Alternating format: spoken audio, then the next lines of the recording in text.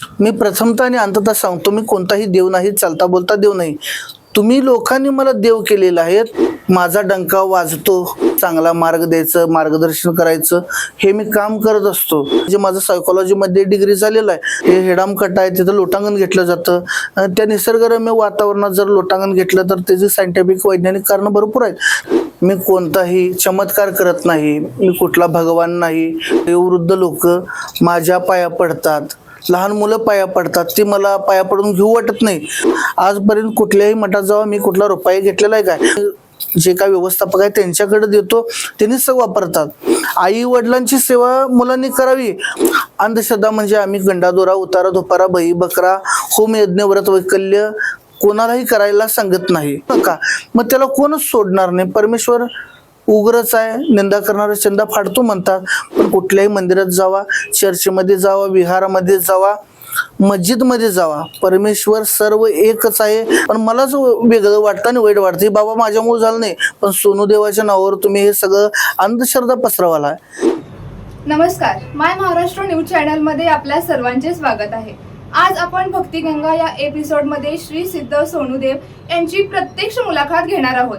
त्यांनी आजपर्यंत केलेले सामाजिक कार्य, आस्था आणि त्यांची समाजाबद्दल असणारी आस्था आणि गोसेवा आणि त्यांच्या हातून होत असलेले समाजकार्य यांची संपूर्ण माहिती आपण या मुलाखतीच्या माध्यमातून घेणार आहोत. श्री सिद्ध सोनूदेव म्हणून आपली ओळख कशी निर्माण झाली? आपल्याला दैवत्य किंवा आध्यात्मिक शक्तीची अनुभूती प्रथम कधी आणि कशी झाली? या मार्गावर येण्यामागे कोणती प्रेरणा होती? आपल्या जीवनातील सर्वात मोठा आध्यात्मिक अनुभव कोणता? प्रथमतः मला बोलवलं त्याबद्दल मी आभारी आहे. तर माझं नाव सुहास अनिल खिलारे, माझं गाव जांभळी, तालुका शिरोळ, जिल्हा कोल्हापूर. मला देव ही पदवी किंवा देव हे म्हणणं माऊली हे भक्तांनी दिलेलं आहे. मी असं वास्तवता सांगायचं म्हटलं तर मी साधा आणि एक पापी आणि एक सामान्य माणूस आहे. मी कोणता देव नाही, देव अवतारी नाही, मी कोणताही चमत्कार करत नाही, मी कुठला भगवान नाही, मी कोणता दावा करत नाही. पण एक देवाची भक्ती करणारा मी एक पुजारी आहे. मी भंडारा द्यायचं, एक चांगला मार्ग द्यायचं, मार्गदर्शन करायचं, हे मी काम करत असतो. त्यामुळे लोकांना तो सल्ला योग्य वाटतो. त्यांची कामं परमेश्वराच्या शक्तीनं व त्यांच्या भक्तीनं, इच्छाशक्तीनं त्यांची कामं पूर्णत्वास जातात. व माझा डंका वाजतो व माझं नाव सिद्ध सोनूदेव असं त्यांनी केलेलं आहे. त्यांनी मला देव म्हटलेलं आहे, माऊली. मी लहानपणापासून काशीलिंग बिरेश्वराची माऊली भक्ती करतोय. आमच्या जांभळी गावामध्ये मंदिर आहे, त्या मंदिरात जायचं, पूजा करायचं, मरगुबाईचं पूजा करायचं, पीराचं सेवा करायचं. हे लहानपणापासून आमच्या आई वडिलांच्या संस्कार दिलं, आचार विचार सुसंस्कार, भारतीय संस्कृतीचा आदर. त्यामुळे लहानपणापासून भक्तीत आमची ओढ लागली. त्यामुळे शिक्षण घेत असताना पण अभंग, भजन, कीर्तन, ओव्या याच्या माध्यमातून आम्हाला त्या देवाची भक्तीची ओढ लागली, गोडी लागली. त्यामुळं आम्ही कॉलेज केलं, आमचं डिग्री झालं. त्या भक्तिरसात गुंतल्यामुळे आम्ही सेवा करत असतानाच असं सर्व सामान्य लोकांना, उच्च शिक्षित असू देत, शिक्षित असू देत, सर्व लोकांना भंडार देण्याचं काम, एक चांगला सल्ला देण्याचं काम, कौल लावण्याचं काम मी करू लागलो. त्यातून माझी महती वाढत गेली. मग ही प्रेरणा परमेश्वर काशीलिंग बिरेश्वराची आहे, सर्व भक्तांच्या प्रेमाची आहे, त्यांचा असणाऱ्या विश्वासाची आहे. मी त्या सर्वांच्या चरणाची धूळ आहे. करता करविता आपला आई वडील, आपला परमेश्वर, आपला गुरु आहे आणि ही सगळी माणुसकी जनता आहे. एवढंच यांच्यातून मला प्रेरणा मिळाली. आपल्या पहिल्या मठाची स्थापना कधी आणि कुठे झाली?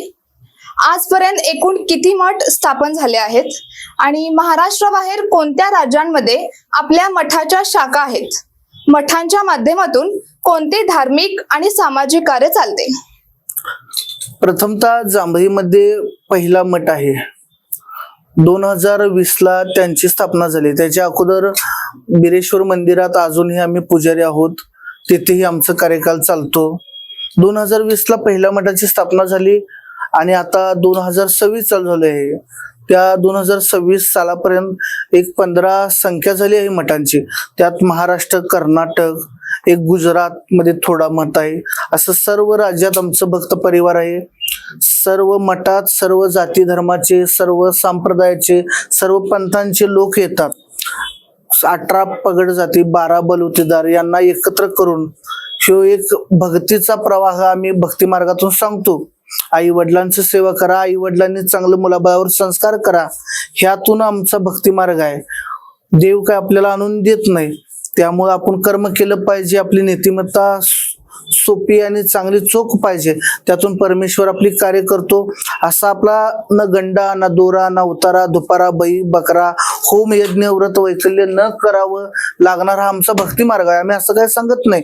त्यामुळे लोकांना साधी भक्ती मार्ग सांगितलेले आहे की बाबांनो, नामस्मरण कामातून करा. परमेश्वराची प्राप्ती आपल्या हृदय मंदिर आहे. जनमानसात आपला देव आहे, त्यामुळे सगळं देव एकच आहे. त्यामुळे मठाची संख्या वाढलेली आहे. आता 15 मठाची संख्या आहे. प्रत्येक मठामध्ये गर्दीचा महापूर आहे. 80% महिला आमच्या मठात असतात, कारण आम्ही एक संदेश देतो की परस्त्रीला आई माना, परस्त्रीला बहिणी समान माना, आणि तसं वागतो सुद्धा. आम्ही जर चुकीचं असतं तर आमच्यापर्यंत महिला आल्या नसत्या माऊली. त्यामुळे सगळ्यात जास्त ओढ महिलांचा आमच्या मठात आहे.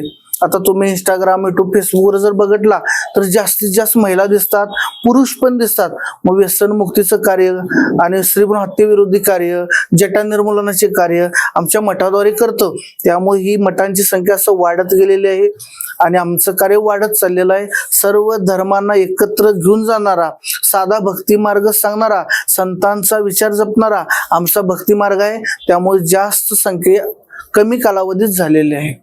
मठांमध्ये नियमितपणे कोणते धार्मिक कार्यक्रम आयोजित केले जातात? भक्तांसाठी कोणता विशेष सेवा उपलब्ध आहेत? जट निर्मूलन, गोसंवर्धन, समाज प्रबोधन यासारख्या उपक्रमांची प्रेरणा कशी मिळाली? अंधश्रद्धा निर्मूलन आणि अध्यात्म यांचा समतोल कसा साधता? आता माऊली कसं आहे, 21व्या शतकात या कलियुगात भोंदूगिरी वाढलेली आहे. मी स्वतःला एक भोंदू समजतो, स्वतःला एक पापी समजतो. कारण आज वडील म्हणजे 80 वर्षाचे वयोवृद्ध लोक माझ्या पाया पडतात, लहान मुलं पाया पडतात. ती मला पाया पडून घेऊ वाटत नाही, पण त्यांना कुठंतरी समाधान वाटतं पाया पडल्यावर, म्हणून मी पाया पडून घेतो. पण मला ते वाईट वाटतं. मी कित्येक वेळा नकार दिलेला आहे.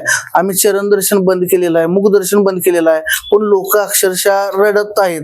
त्यांना कुठंतरी समाधान वाटतं, म्हणून आम्ही ही भोंदूगिरी चालू केलेली आहे. मी स्वतः काही देव नाही, मी कुठला एक थोर पुरुष नाही, पण सांगायचा विषय काय आहे, श्रद्धा अंधश्रद्धा. आज या कलियुगात लोकांचं आमच्यासारखे महाराज आर्थिक, शारीरिक, मानसिक शोषण करतात. त्या शोषणामध्ये आज कित्येकांची कुटुंब उद्ध्वस्त झालेले आहेत. मग आमचं ध्येय आहे की साधू संतांनी सांगितलेला सरळ भक्ती मार्ग परमेश्वराचा जनमानसापर्यंत पोचावा. आम्ही पण संघर्षातून इथं घडलेलं आहे. आज आमचं 28 वय चाललेलं आहे. आमचं ही शोषण आर्थिक म्हणा, आपलं अंधश्रद्धा म्हणा भरपूर झालेलं आहे. मग ते आम्हाला जनमानसाचं करायचं नाही, गोरगरिबाला चांगला मार्ग द्यायचा आहे. अंगात येणं अंधश्रद्धा म्हणजे आम्ही गंडादोरा, उतारा, धोपारा, बैल बकरा, होम यज्ञ व्रत वैकल्य कोणालाही करायला सांगत नाही. आम्ही जटा निर्मूलनाचे काम करतो. आता नारी देवी समान असते, स्त्री शक्ती म्हणजे आदिशक्ती आहे, त्यांची सेवा म्हणजे परमेश्वराची सेवा आहे, असं सर्व शूरवीरांनी, समाज सुधारकांनी आपल्याला सांगितलेलं आहे. मग आज मुरी सोडली जाते, जनजोगत सोडलं जाते, बरं देवाच्या नावावर सोडलेलं आहे. त्यांचा आपण आदर सत्कार केला पाहिजे. पण आमच्यासारखी सगळी लोक त्यांची निंदा नालस्ती करतात. ते कुठं तर बाबा आपल्यासारखंच माणूस आहे, मग त्यांचं निंदा करताना आपल्याला वाईट वाटतं. त्यामुळं त्या माणसांना, जनमानसात चांगली प्रतिष्ठा मिळावी यासाठी आम्ही जटा निर्मूलनाचं कार्य केलेलं आहे. देवी काय म्हणत नाही की जटा ठेवा आणि सगळीकडे सेवा करा. चांगल्या मनानं भक्ती केलं तर देवी आपल्या घरी येते. त्यामुळं आम्ही आजपर्यंत 104 माझ्या हातून मी जटा कापलेल्या आहेत. आणि सांगायचा उद्देश म्हणजे 104 मी जटा कापलेल्या आहेत.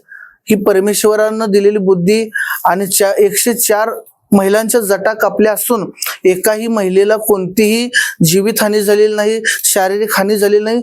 सगळ्या चांगल्या प्रमाणात आता ज्या वृद्ध महिला होत्या त्या चालू लागलेल्या आहेत, म्हणजे त्यांचा आजार होता ते कमी झालेले आहेत, चांगली केस आलेले आहेत. असं अनेक वाघ्या, मोरी, जण जोगत्यांना एक चांगलं आदर्श मार्ग देण्याचं, त्यांना समाजात प्रतिष्ठा देण्याचं कार्य आम्ही या मठाद्वारे करत आहोत. श्रद्धा अंधश्रद्धा, श्रद्धा डोळस असावी, अंधश्रद्धा नसावी. श्रद्धा मनात धरून कुठेही जावा. तुम्ही परमेश्वर चराचरात आहे, आपल्या सगळ्या धर्मात सांगितलेलं आहे. त्यामुळे तुम्ही आमच्या मठात या असं आम्ही म्हणणार नाही. कुठल्याही मंदिरात जावा, चर्चमध्ये जावा, विहारामध्ये जावा, मस्जिदमध्ये जावा. परमेश्वर सर्व एकच आहे. काही ठिकाणी तो निराकार निर्गुण म्हटला जातो, काही ठिकाणी तो सगुण साकार म्हटला जातो, पण कोण पाहिलेलं नाही. त्यामुळे आपण जनमानसात परमेश्वर बघा. जो चांगलं कार्य करतोय तो आपल्यासाठी परमेश्वर आहे. त्यामुळे मानवतावादी देव बघा, माणसात देव बघा. आस्तिक नास्तिकचा विषय येत नाही, पण नास्तिक जरी असला तरी माणूस एखादं चांगलं काम करत असला तर त्याला काय देव म्हटलं तर काय वावगं नाही. पण आम्ही देव नाही एवढंच आम्हाला सांगायचं आहे. श्रद्धा मनाशी धरा एवढंच आम्हाला सांगायचं आहे. समाजातील कोणत्या समस्या आज सर्वाधिक गंभीर वाटतात? युवकांना आपण कोणता संदेश द्याल? आणि महिला सन्मान आणि स्त्री शक्तीबाबत आपल्या मठाची भूमिका काय आहे? धर्मनिरपेक्षता आणि सामाजिक एकोपा जपण्यासाठी आपण कोणते प्रयत्न करता? आता प्रमुख बाब म्हणजे व्यसनाधीनता. आज युवक व्यसनाच्या आहारी भरपूर जात आहे. त्यामुळे अनेक लोकांना दुःखी संसार येत आहे. या व्यसनामुळे लग्न होणार, मुलींचं एज्युकेशन वाढलेलं आहे, त्यांच्या अपेक्षा वाढलेल्या आहेत. त्यामुळं मुलांची पण लग्न होणार, मुलींची पण लग्न होणार. त्यामुळे लग्नाची समस्या भरपूर मोठी झालेली आहे. त्यामुळे मी मठाच्या द्वारे व्यसनमुक्तीचं अभियान राबवतो. मठाच्या द्वारे आज हजारो मुलं, हजारो पोरं मुलं आपल्या मठाच्या सेवेला आहेत. त्यातून वाम मार्ग बंद करा, भारतीय संस्कृतीचा आदर करा, चांगलं खावा पिवा हा संदेश देतो. मुलींना सांगितलं जातं की आज मुली शिक्षण घेतात आणि काही मुली चुकीच्या पद्धतीनं वागतात. आपल्या आई वडिलांचं मान खाली घालायला लागू नये असं कार्य काय करू नका, व्यभिचार वागू नका, चारित्र्यहीन वागू नका असा आम्ही संदेश देतो. त्यामुळे आज हजारो मुली महिला आज मठात विनामूल्य सेवेला आहेत. सांगायचा उद्देशाचा आहे की व्यसन करू नका, महिलांना कमी समजू नका. स्त्री भ्रूण हत्या विरोधी आवाज उठवला जातो. आम्ही मुलगा मुलगी भेदभाव करत नाही. मुलगा पण तेवढाच, मुलगी पण तेवढंच असा आम्ही सल्ला देतो. वृद्धांची सेवा करा. आज कितीतरी लोक शाळा शिकतात, नोकरी लागतात, पण आपल्या आई वडिलांना बघत नाहीत. मग ते अनाथ आश्रमामध्ये जातात. त्यामुळे नुकसान आहे. मग ही अशी प्रगती आपल्याला नको. देश आपला महासत्ता व्हावा ही सगळ्यांची इच्छा आहे, पण आपल्या भारतीय संस्कृतीची जडणघडण असावी. प्रत्येकाचं चांगलं व्हावं. आपल्या आई वडिलांनी पण चांगलं सुसंस्कार मुलावर द्यावं. मुलांना पण मग सेवा करतील आई वडिलांची.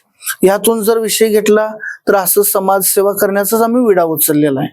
तर मग आता आताच्या युगात प्रेम प्रकरण खूप वाढलंय भरपूर. तर मग त्याच्यावर तुमचं मत काय, की प्रेम प्रकरण म्हणजे प्रेम विवाह करावं की नाही? प्रेमाला माझा विरोध नाही. आता मी पण स्वतः प्रेमच करून विवाह केलाय. म्हणजे मामाची मुलगी आम्ही करून घेतलेली आहे. त्यामुळे आमचं पण आम्ही देव नाहीच म्हणून सांगितलेलं आहे. आम्ही देवाचं पुजारी सिद्ध आहे. आमचं जन्मजात आमचं लग्न ठरलेलं आहे. त्यामुळे आमचं प्रेम झालेलं आहे. आणि आम्ही ते ग्रह पिढा, नक्षत्र पिढा हे आमचं आडवं आलतं. जे कोण असेल ते मधल्या माणसानं सांगितलेलं की बाबा तुमचं मंगळ आहे, तुमचं ग्रह नक्षत्र कडक आहे. मग आम्ही आता सोनुदेव म्हणून आम्ही घेतोय, पण आम्ही ते स्वतः आम्ही त्याचा त्याग केलेला आहे आणि लग्न केलेलं आहे. आम्हाला एक चांगला मुलगा झालेला आहे. आमचं सगळं प्रपंच सुखी आहे, समाधान आहे. आम्हाला कोणताही त्रास झालेला नाही. आमच्या गुरु काशीलिंग बिरेश्वरावर आमचा विश्वास आहे. त्याच्या कौलानं आम्ही सगळं हे घेताना आम्ही सकारात्मक ऊर्जा आणि सकारात्मक विचार डोक्यात ठेवतो. त्यामुळे सगळं चांगलं झालेलं आहे. प्रेमाला विरोध नाही, पण एखाद्या मुलगीनं चांगल्या निर्व्यसनी मुलावर प्रेम करावा. तो तुम्हाला बघू शकेल, तुमचं हाऊस मौज, तुमचं प्रेम तुम्हाला पोचवू शकेल. अशा पद्धतीने तुम्ही प्रेम करा. मुलांनी पण प्रेम करावं, मुलीनं पण प्रेम करावं, पण असं गैरकृत्य कोणीही करू नये.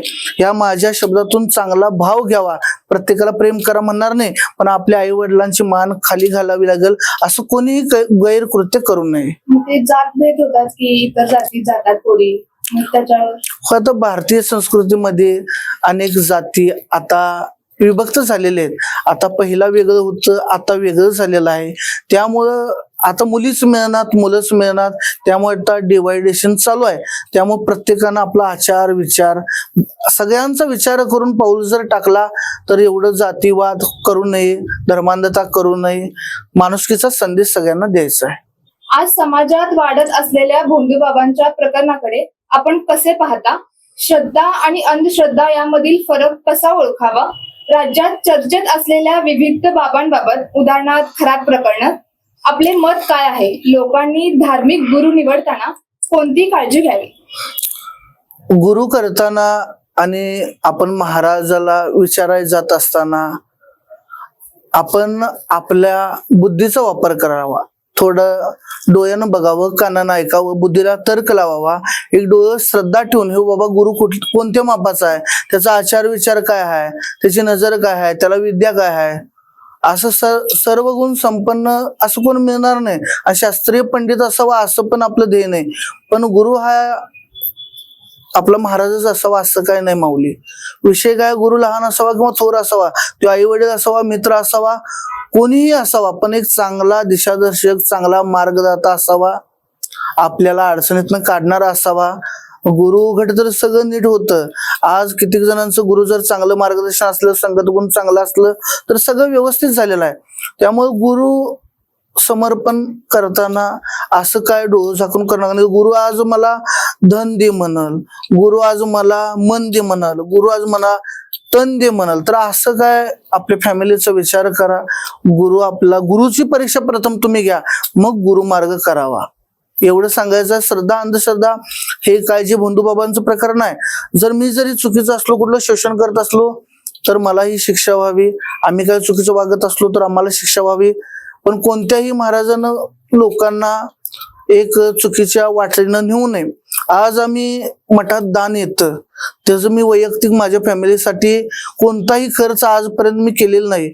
माझं फॅमिलीचं जे काही शेतीवाडी आहे त्यावर उदरनिर्वाह जातो. आमचं एकत्र कुटुंब आहे, त्यामुळे आमचं सगळं चालतं. त्यामुळे आम्ही जे काही दान येतं ते सर्व मठ व्यवस्थापक घेतात आणि मठ व्यवस्थापक पण ते दान वापरत नाहीत. आणि असं काही दान भरपूर येत नाही. आलेल्या भक्तांना महाप्रसाद देणं, वृद्ध आज आम्ही अनेक अनाथ आश्रम चालवतोय. आज आम्ही अनेक मुलांना गरीब मुलांना दत्तक घेतलेलं आहे. आज आम्ही व्यसनाधीनता अभियान राबवतोय, वृक्षारोपण करतोय, जे काय मठाचं जीर्णोद्धार करतोय, मग लोकांना एक चांगला विचार देतोय. आज वेगवेगळं आरोग्य शिबिर राबवतोय. असा जर कोणतर मार्ग देणारा गुरु असेल तर त्या गुरुच्या मार्गी लागावं. आणि हीच खरी श्रद्धा आहे. समाजसेवा म्हणजे हीच ईश्वर सेवा आहे, असं आमचं तर एक अध्यात्माचं आहे. त्यामुळे जाती धर्मात न भांडता जो समाज सेवा करतोय त्याला गुरु माना, श्रद्धा मनात ठेवा, अंधश्रद्धा करू नका. अंगात आलं जे तुमचा आहे तो भाव तेवढा वाऱ्याचा ठेवा, पण अंगात येऊन मला कोंबड कापा, मला बकरं कापा, मला करणी करा, मला हे लिंबू करा, असं जर करून तुमच्याकडून पैसे घेत असेल तर ते मग तिथं भोंदोय म्हणायचं. मग आता आम्हाला भेटाय पण ठराविक रक्कम काही लोक देतात, ते ट्रस्टला जाते, ते आम्हाला येत नाही, आम्ही त्याचा वापर करत नाही. त्या आलेल्या रकमेतून हे सगळं आम्ही चालवत असतो. आजपर्यंत कुठल्याही मठात जावा मी कुठला रुपया घेतलेला आहे काय? माझं गाव जांभई मठातलं पण मी जे काय व्यवस्थापक आहे त्यांच्याकडे देतो, त्यांनीच सगळं वापरतात. आता हे अलंकार घातलं ते म्हणशीला ते कोण दिलं? हे भक्तानं दिलं, ते आम्ही घातलेलं आहे. असं काय भरपूर येत नाही. सगळं मोडून एक ठराविक करून हे जे देवानं दिलं, देवानं म्हणजे तुम्ही देवच आहे आमच्यासाठी, सर्वसामान्य जनता. कारण हा फेटा दिला, हा शिर दिला, हा धोती दिली, ही शाल दिली, हे सगळं तुमचं देणं आहे. तुम्हाला बरं वाटते म्हणून आम्ही घालतोय. यामाने घालायला काढायला नको वाटते, आम्हाला पण सर्वसामान्य फिरावं वाटते, पण तुम्ही देताय म्हणून आम्ही हे करते. त्यामुळं हे वेद हा 2.5 रेघेचा कांबळा हा काम वाटवा, हेच आमच्यासाठी भगवंत आहेत. आणि काशीलिंग बिरेश्वराचा भंडारा, या विठ्ठल बिरदेवाचा भंडारा, हेच आमच्यासाठी सोनं आहे, तेच आमचं देव आणि तेच आमचं गुरु आहे. आणि त्यांच्या चरणाची मी धूळ आहे. त्यामुळं श्रद्धा ठेवा. गुरु करायचं असेल तर परमेश्वराला करा, आई वडिलाला करा, चांगल्या मार्ग दाखवतेला करा. एवढंच मला बोलायचं आहे. आपल्या मठात येणाऱ्या भक्तांना कोणते अनुभव येतात? एखादी अशी घटना सांगाल का जी आपल्यासाठी स्मरणीय ठरली? आज अनेक महिला पुरुष मठात येतात, त्यात शिक्षित असतात, अशिक्षित असतात, त्यांना वेगवेगळे स्वानुभव येतात, प्रत्यक्षात अनुभव येतात. काही लोक म्हणतात मठात आलो, माझं लग्न होऊन झालं तर लग्न झालं. काही लोक म्हणतात मला मूल नव्हतं, पुत्रप्राप्ती मठात आल्यानंतर झाली. काही म्हणतात माझं कोर्ट कचेरीचं काम झालं, कामाधंद्याचं काम झालं. हे त्यांनी सांगतात, मी ऐकतो, पण मलाच वेगळं वाटतं आणि वाईट वाटतं. बाबा माझ्यामुळे झालं नाही, पण सोनूदेवाच्या नावावर तुम्ही हे सगळं अंधश्रद्धा पसरवाला. ही एक सकारात्मक ऊर्जा पृथ्वी तलावर आहे, परमेश्वर आहे, आम्ही मानतो. ही सगळी शक्ती ही परमेश्वराची आहे आणि तुमची भक्तीची आहे. आपल्या साधू संतांनी काय सांगितलेलं आहे, मन करारी प्रसन्न सर्व सिद्धीचे कारण, मनाचे संकल्प पावविल सिद्धी. म्हणजे मनात एक अंतर्मनात बहिर्मनात एक एनर्जी आहे. जर तुम्ही त्या एनर्जीनं जर सकारात्मक ऊर्जेनं राहिला तर आपले संकल्प सिद्ध होतात. त्यामुळे मठात येताना एक भाव चांगला घेऊन येतात. मठात काय, आमच्या प्रत्येक मठात वारुळ आहे, वारुळात काशीलिंग बिरेश्वराचं स्थान आहे. असा लोकांचा भाव आहे. आमचा भाव आहे की सर्वरूपात परमेश्वर प्रत्येकाला दर्शन देतो आणि ते वास्तवता होत असतं. मग तिथं सगळं साकडं घातलं जातं, कुठं तर दुःख व्यक्त केलं जातं, इच्छा आकांक्षा बोलले जातात आणि भंडारा भक्तीचा लावला जातो. त्यावर एक ऊर्जा मनात तयार होते आणि त्या कामाला गती मिळते. त्यात माझं मार्गदर्शन घेतलं जातं, ह्या वाटण जायचं त्या वाटण जायचं. मग आम्हाला जे थोडं सायकोलॉजी आहे, म्हणजे माझं सायकोलॉजी मध्ये डिग्री झालेला आहे, त्याचा थोडा अभ्यास, या भक्ती मार्गातला थोडा अभ्यास, व्यवहाराचा थोडा अभ्यास, यातून मी प्रत्येकाला मार्गदर्शन करत असतो. त्यामुळे त्यांनी टॉपला जातात. मग त्यात परमेश्वर त्यांना काशीलिंग पावतो आणि डंका माझा वाजतो. त्यामुळे कोणीही चमत्कार करू शकत नाही, कोणीही असं दावा करू शकत नाही. त्यामुळे आपल्या कर्माशिवाय कोणतंही काम होत नाही. कर्म केलं पाहिजे, नीतिमत्ता चांगली ठेवली पाहिजे आणि त्यात परमेश्वराचा आपल्याला आशीर्वाद पाहिजे, तर आपलं काम सफल होतं. भविष्यात मठाच्या माध्यमातून कोणते नवीन उपक्रम राबविण्याचा मानस आहे आणि पुढील 5 वर्षात आपल्या कार्याचा कार्यविस्तार अपेक्षित आहे का? आता आमचं ध्येय आध्यात्मिक कार्यातून समाजसेवा करण्याचं हेच आहे आणि ते ध्येय आता पूर्णत्वास गेलेलं आहे. मठाच्या द्वारे अन्नदान, गोसेवा, वृद्धाश्रम, जटा निर्मूलन, स्त्रीभ्रूण हत्येविरुद्ध जनजागृती, व्यसनमुक्ती अभियान, सर्व धर्म संभावता, राष्ट्रीय एकात्मता, भारतीय संस्कृतीचे जतन, आपले शैक्षणिकच महत्व, अनेक बेरोजगारांना रोजगाराचं काहीतरी अभियान असं मठाद्वारे राबवलं जातं. त्यामुळं हाच ध्येय आणि हाच उद्देश आम्ही पुढे ठेवून जाणार आहोत. त्यामुळं कोणत्याही संप्रदायाचं आम्ही निंदानालस्ती करणार नाही, कुठल्याही जाती धर्माला नावं ठेवणार नाही. आम्ही चुकीचं असलो तर आम्ही झुकणार, पण आम्ही चुकीचं नसलो तर आम्ही अन्यायावर प्रतिकार देणार. त्यामुळं श्रद्धा ठेवूनच, प्रत्येकाला बहीण आई मानूनच, प्रत्येकाला भाऊ मानूनच, बंधुचाराचा संदेश देतच आम्ही आमचं कार्य करणार आहे. त्यामुळं आमच्या कार्याला प्रत्येक लोकांचा सपोर्ट आहे. टीका टिप्पणी 100त 1-2% लोक करणार, कारण कमी वेळेत 15 मठात एवढी गर्दी. मग असं कुणाची तर भावना होती, गंडादोरा उतारदोपारा करणाऱ्याचे धंदे बंद पडतात, काही लोकांना पाहवत नाही. पण अशी भावना कोणाची नसावी. एक चांगलं कार्य करत असताना त्याला मार्गदर्शन तुम्ही द्यावं. आमचं चुकत असताना आम्हाला जरूर सांगावं, आम्ही तिथं बदल करतो. कारण आम्ही सामान्य माणूस आहे, आमच्याकडून पण चुका होतात, ते आम्ही मान्य करायला तयार आहे. पण आमचा भाव एवढाच आहे की अध्यात्मातून समाजसेवा हाच उद्देश आहे. भंडाऱ्यात सहभागी झाल्यावर भक्तांना काय अनुभूती मिळते? भंडारा हा प्रत्येक देवाचा आहे माऊली. भंडारा खंडोबाचा आहे, बाळूमामाचा आहे, विठ्ठलबीर देवाचा आहे, बिरोबाचा आहे, सगळ्या देवांचा भंडारा आहे. भंडारा असू दे, अंगारा असू दे, गुलाल असू दे, भस्म असू दे, सगळं हा एक शास्त्रात असलेला विभूतीचा आहे. आणि हा 14 विद्येचा भंडारा म्हणजे आमच्यासाठी सोनं आहे. आणि ती सकारात्मक भावनेनं जर भाई लावलं, ते पिलं खाल्लं तर आपलं चांगलं होतं. हे सर्व शास्त्रात आमच्या सांगितलेलं आहे, सगळ्यांनाच माहिती आहे. त्यामुळे आता भंडाऱ्याचा महिमा वाढत चाललेला आहे, असाच वाढत जाणार आहे. तो आपल्यासाठी गुलाल असेल, तो आपल्यासाठी भस्म असेल, तो आपल्याला सर्वच विभूती असेल. मग भक्तीतून आम्हाला संदेश द्यायचा आहे की भक्तिरूपी मठात, मंदिरात तुम्ही जावा, परमेश्वराला तुमच्या इच्छा आकांक्षा मनोकामना सांगा. तुमच्या इडापिडा परमेश्वर नक्की दूर करेल. तुमच्या कर्मावर तुमचं चांगली नीतिमत्तेनं कर्म करा. मागच्या जन्माचं प्रारब्ध ह्या जन्मात आपल्याला संचित फेडावं लागणार आहे. त्यामुळं भोग कोणालाही सुटला नाही. देव असू दे, शूरवीर असू देत, समाज सुधारक असू दे, त्यांनी पण संघर्ष झाल्याशिवाय घडलेले नाहीत. त्यामुळे आपल्यालाही संघर्ष होणार. त्यातून आपण मात करायचं असेल तर परमेश्वराची, चांगल्या गुरुची आपल्याला आवश्यकता असावी, चांगला मार्गदर्शन करता असावा, एवढंच सांगायचं आहे. आणि चर्चा प्रत्येकाची होणार, विरोध प्रत्येकाचा होणार, बदनामी होणार, हनन होणार. त्यातून आपण पुढे जायचं आहे. जर आपल्या मनाला विचारायचं आहे की बाबा आपण कुठं चुकतोय काय, तर मन जर सांगत असेल आपण कुठं चुकत नाही, तर कोणाला भ्यायचा विषय नाही. म्हणून आपण एक सत्याची कास धरावी, चुकल तिथं माफी मागून घ्यायची तयारी असावी, माफी मागायची तयारी असावी. आणि जो आपल्यावर कोण अन्याय केला तर त्याला सोडू नये. कारण डॉक्टर बाबासाहेब आंबेडकरांनी, छत्रपती शिवरायांनी, राजमाता अहिल्याबाई होळकरांनी आपल्याला स्वाभिमान, अभिमान शिकवलेला आहे. गर्व, अहंकार शिकवलेला नाही. अन्याय जिथं होईल तिथं प्रतिकार करा. आणि शिक्षणाचं आपण काहीतरी घेतलं पाहिजे. त्यामुळं आपण अन्याय करत असेल, कोणतर आपल्यावर कोणतर शोषण करत असेल तर थांबू नका, सोडू नका. आपण कायदा मानतोय, लोकशाही मानतोय, त्या कायद्याचा, त्या लोकशाहीचा वापर करा, संविधानाचा वापर करा. आपण लोकशाहीत राहतोय, भारत कंट्रीमध्ये राहतोय, तर आपल्यासाठी भारत पहिला महत्वाचा आहे, आपलं राष्ट्र महत्वाचं आहे, आपलं आई वडील महत्वाचं आहे, आपलं गुरु महत्वाचा आहे, आणि मानवता हीच महत्वाची आहे. वाडवडिलांची सेवा, पूर्वजांनी सुरू केलेली परंपरा आज कशी जपली जात आहे?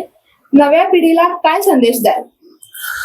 कसं आहे, आपलं कर्म चांगलं असावंच, आपण व्यवस्थित वागावंच, पण त्या पाठीमाग आपलं वाडवडिलांचं, आई वडिलांचं पण कर्म चांगलं असावं. त्यांची पूर्व पुण्य आपली पाठीशी असते. त्यामुळे आम्हाला श्री काशीलिंग बिरेश्वर हे गुरु म्हणून लाभले. ते परमेश्वराची आपल्याला सेवा मिळाली. काशीलिंग बिरेश्वर म्हणजे कडक देवस्थान म्हणून, उग्र रूपी जागृत देवस्थान म्हणून सर्व जगात प्रख्यात आहेत. बंदा रुपया गुण देणारा, लगच पावणारा, नवसाला पावणारा, हाकेला धावणारा, पाठीशी राहणारा असा हा परमेश्वर आहे. तो वाडवडिलांच्या पुण्यामुळे आम्हाला मिळाला. आणि कडक देवस्थान असल्यामुळं निगेटिव्ह तिथं जर काय नकारात्मक कार्य केलं तर शासन पण देतो, अशी भक्तांची भावना आहे. ते मान्यावर आहे. लोक म्हणतात की मठाबद्दल काही चुकीचं बोललं तर चुकीचं होतं. तर लोकांना सांगायचं आहे की आम्ही जर चुकीचं असलं तर चुकीचं अवश्य म्हणा, तुम्हाला परमेश्वर काय करणार नाही. पण चुकीचं नसताना कुणाला विरोधात कुणाचं चुकीचं म्हणू नका, मग त्याला कोणच सोडणार नाही. परमेश्वर उग्रच आहे, निंदा करणारा चंदा फाडतो म्हणतात. पण परमेश्वराला पण आमचं म्हणणं आहे की कोण आमचं निंदक असेल तर त्याला बाबा अभिव्यक्ती स्वातंत्र्य आहे, अभिव्यक्ती स्वतंत्र आहे. तो टीका टिप्पणी करेल तर त्याचा तो अधिकार आहे. तर प्रत्येकाला भगवंतानं चांगली बुद्धी घालावी. वाडवडिलांची पुण्याई प्रत्येकावर असावी. आई वडिलांची सेवा मुलांनी करावी, पण मुलं आई वडिलांची सेवा मुलांनी करावी, पण आई वडील पण तसं वागलं पाहिजे. दोन मुलांना एक दुसरं केलं तर मुलं कसं वागतील? सासवांनी पण आपल्या सुनेबरोबर व्यवस्थित वागायला पाहिजे, तर सुना तुमची सेवा करतील. प्रत्येकानं एकमेकाला समजून घेतली पाहिजे, तडजोड केली पाहिजे, तर हे कुटुंब चालणार आहे. पहिला कसं कुटुंब होतं, एकत्र कुटुंब पद्धती होती. आता आमचं पण एकत्र कुटुंब पद्धती आहे. आमच्या घरात 12 व्यक्ती आहेत. आम्ही काय आमचा मीपणा सांगत नाही, काय अतिशयोक्ती बोलत नाही.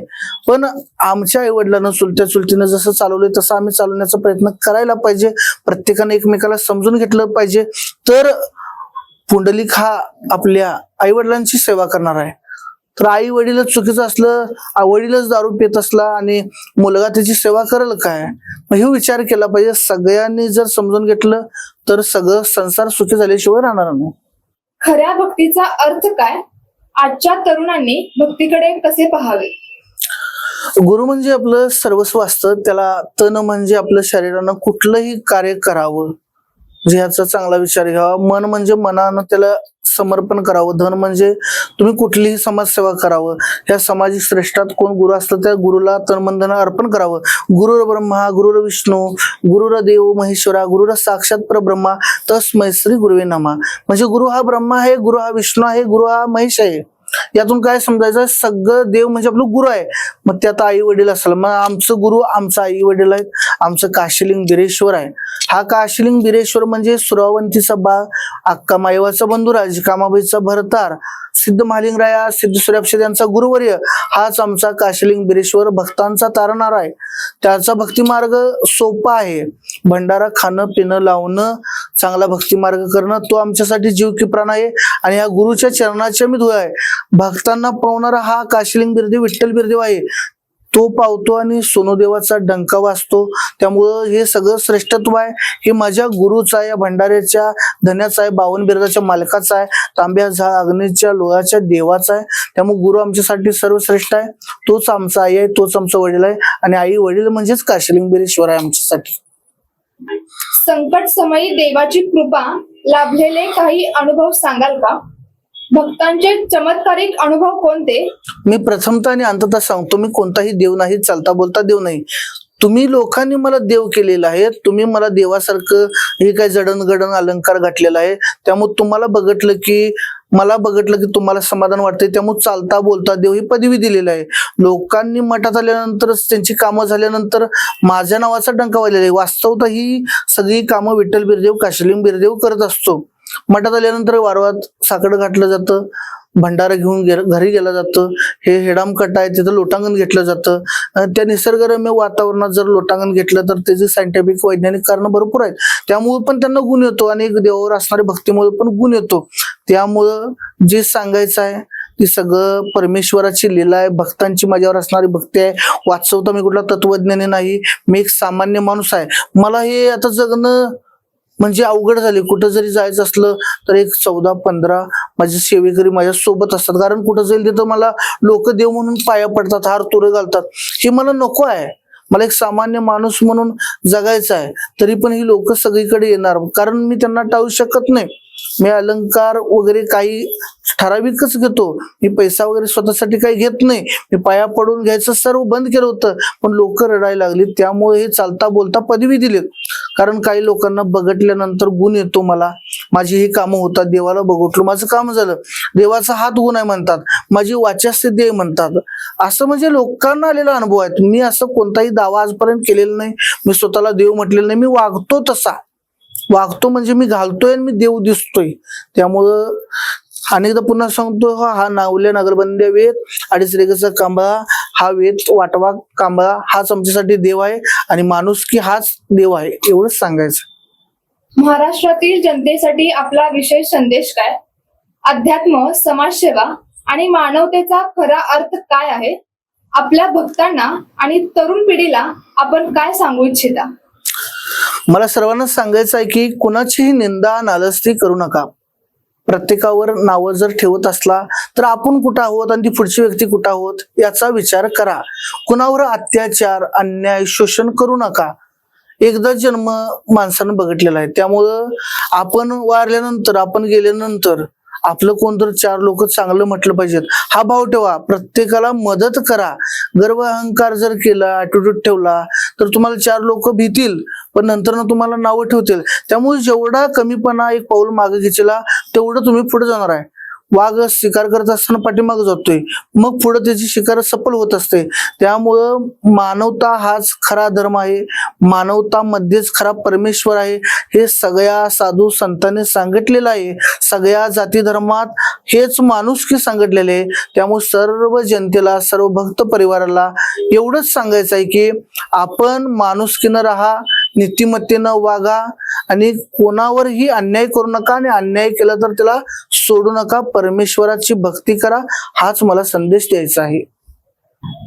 आजच्या या मनस्पर्शी संवादातून जांभळी मठाचा इतिहास, परंपरा, भक्ती, सेवा आणि अध्यात्माचा समृद्ध वारसा आपल्या सर्वांसमोर उलगडला. देवाच्या कृपेने आणि सेवकऱ्यांच्या निस्वार्थ सेवेमुळे हा मठ आज असंख्य भाविकांच्या श्रद्धेचे केंद्र बनला आहे. आपण दिलेली अमूल्य माहिती आणि अनुभव निश्चितच भाविकांसाठी प्रेरणादायी ठरतील. आपल्या व्यस्त वेळापत्रकातून वेळ देऊन या मुलाखतीत सहभागी झाल्याबद्दल मनपूर्वक आभार. धन्यवाद. धन्यवाद माऊली.